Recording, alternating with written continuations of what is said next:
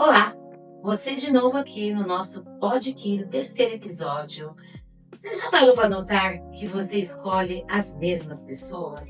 Não estou falando só de relacionamentos amorosos, estou falando de amizades, de chefes, de sócios. Tem sempre aquele perfil que aparece na sua vida com uma roupa diferente, mas com a mesma energia, que exige até demais de você, ou que some quando você mais precisa, ou aquele que promete que vai entregar tudo e não entrega nada. Aquele que você ama, mas te deixa exausta. Sabe o que é mais curioso? Você já sabe que é assim, mas você reconhece o padrão. Já conversou sobre isso na sua terapia. Já chorou para uma amiga que prometeu a si mesmo que dessa vez ia ser diferente. Aí aparece de novo. Diferente, com outro nome, a mesma história. Hoje a gente vai entender por que isso acontece. E a resposta não está no outro, ela está aqui, ó, nas palmas de sua mão. Mais que especificamente em uma linha que fica bem no topo da sua palma e que carrega a memória afetiva de tudo que você já viveu. Eu sou Célia Siqueira, bem-vinda ao episódio 3 do Podquiro. E quando eu falo que vou ler a linha do coração de alguém, a primeira coisa que a pessoa faz é rir, se encolhe um pouco, dizer, ai, não me conta nada de ruim, né? Mas ao mesmo tempo já estende as mãos. E eu entendo, é porque o coração é o lugar onde a gente mais se sente vulnerável. É onde dói mais quando vai dar mal. É onde a gente mais se ilude quando a coisa quer te controlar. A linha do coração não é sobre romance, ela é sobre o seu padrão emocional, sobre como você se vincula, como você precisa ser amado, o que faz de você o medo, perder, o temor, o que esconde a sua própria alma de você. Ela fica no topo da mão e olha, ela vai do dedo mindinho até a região do indicador. É uma das linhas mais invisíveis e tem uma história muito carregada. E antes de eu te contar o que ela revela, eu preciso te falar de onde ela vem, né?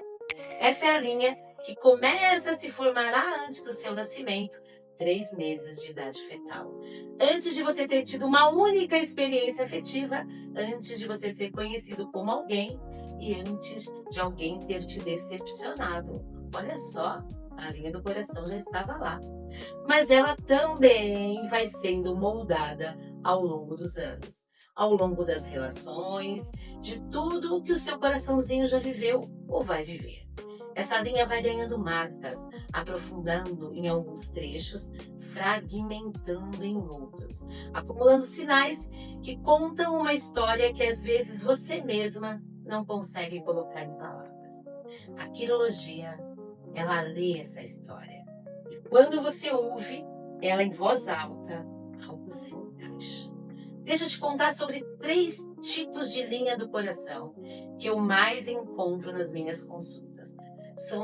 Elas não são de categorias fixas, são padrões que você pode reconhecer numa delas aí na sua própria mão. A linha que termina embaixo do dedo médio, que começou no dedo mínimo, tem uma energia possessiva. Não no sentido ruim da palavra, mas no sentido de que esta pessoa precisa de segurança territorial no amor. Ela ama com intensidade, com proteção, com lealdade, mas em troca precisa que o espaço dela esteja garantido. O desafio dessa linha é o ciúme, que vira controle, a necessidade de segurança, que vira sufocamento. Do outro lado, você mesma. Nas consultas eu costumo ver essa linha em pessoas que cresceram em ambientes onde o amor era instável, que aprenderam ainda crianças que precisavam segurar as pessoas para elas não irem embora. Próxima linha. A linha que termina entre o dedo médio e o indicador. Essa linha é a linha da idealização. Quem tem essa configuração carrega dentro de si uma imagem de amor perfeito, do parceiro perfeito, da relação perfeita. E nenhuma relação real vai conseguir ser perfeita o tempo todo. Então essa pessoa vive uma tensão constante entre o que existe e o que ela imagina que deveria existir. Freud chamaria isso de formação reativa. A mente cria um ideal tão elevado, justamente para se proteger das decepções reais.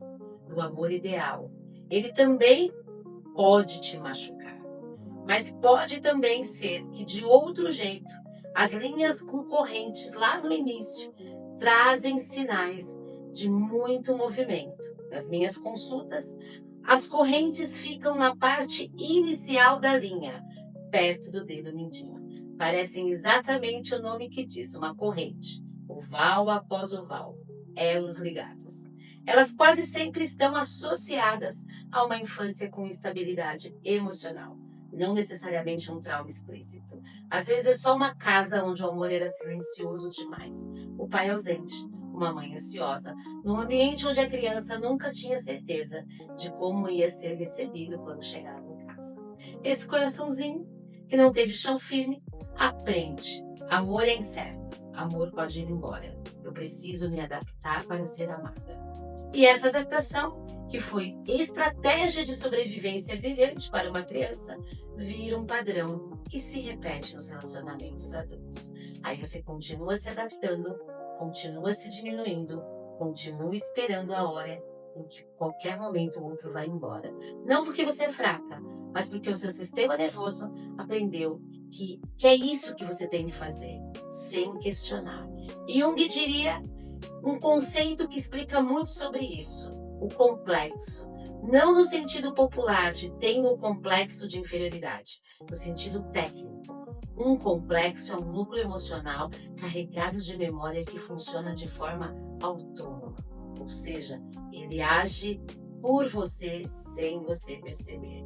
Quando você era criança, aprendeu que o amor vem com condição. Esse aprendizado não ficou só na sua memória, ele foi para o inconsciente. Virou um complexo e esse complexo, quando ativado por uma situação, por uma pessoa, por um cheiro, por um tom de voz, age por conta própria. Gatilho. É por isso que você sabe que não deveria mandar aquela mensagem às 2 da manhã e manda. É por isso que você prometeu que não ia se apegar numa relação de novo e se apegou. Não é falta de força de vontade. É um complexo mais antigo que a sua própria existência. E aqui entra algo que eu acho fascinante. Essa linguagem dos complexos, dos arquétipos, dos padrões profundos que nos movem. Essa é a linguagem também do tarô. Quando a gente fala de tarô, os arcanos maiores do tarô, os 22 arquétipos são 22 padrões de energia que existem no ser humano e que estão presentes em cada um de nós em diferentes proporções. A Imperatriz, o Eremita, a Lua, a Torre, não são personagens externos, são forças internas, são aspectos da psique que Jung mapeou como arquétipos do inconsciente coletivo.